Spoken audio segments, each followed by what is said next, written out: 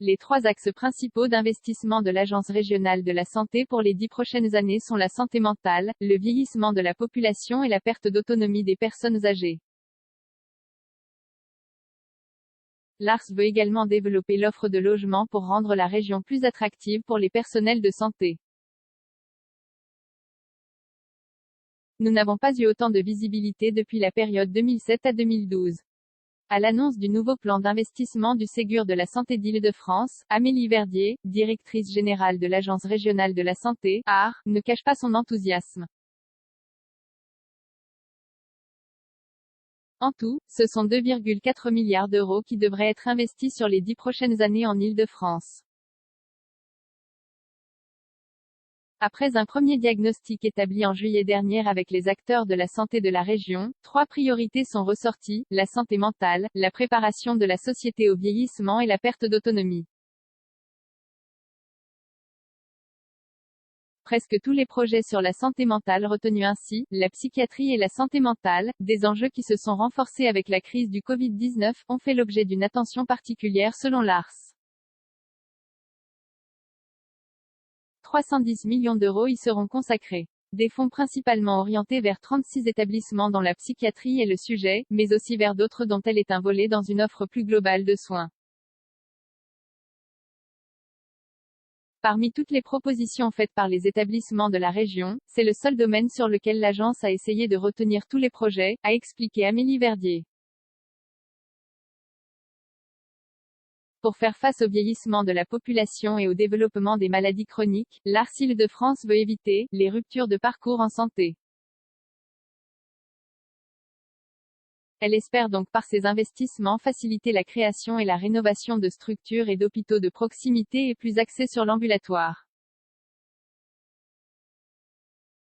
Elle voudra aussi apporter un soutien aux professionnels de santé libéraux en les aidant à s'équiper pour l'échange des données dématérialisées et renforcer les filières gériatriques.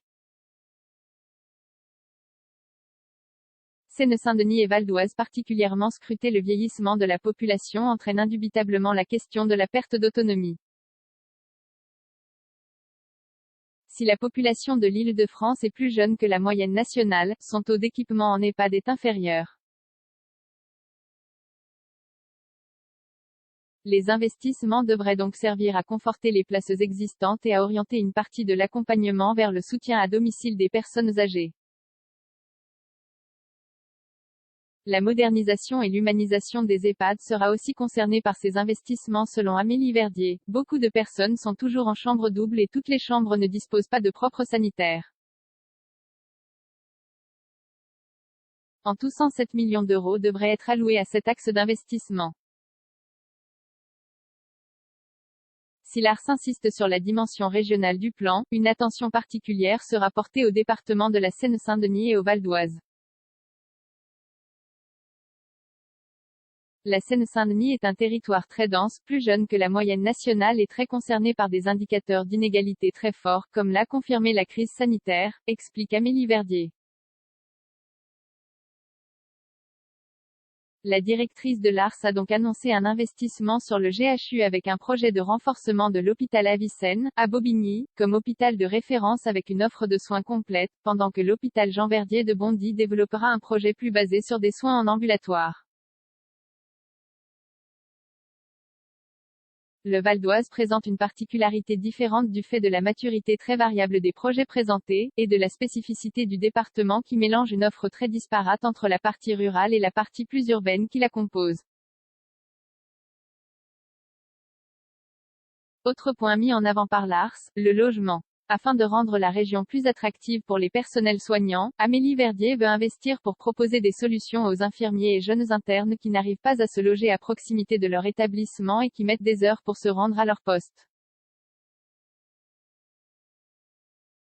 Il n'est pas question de faire du foncier, nous voulons juste inciter les personnels à venir en Île-de-France.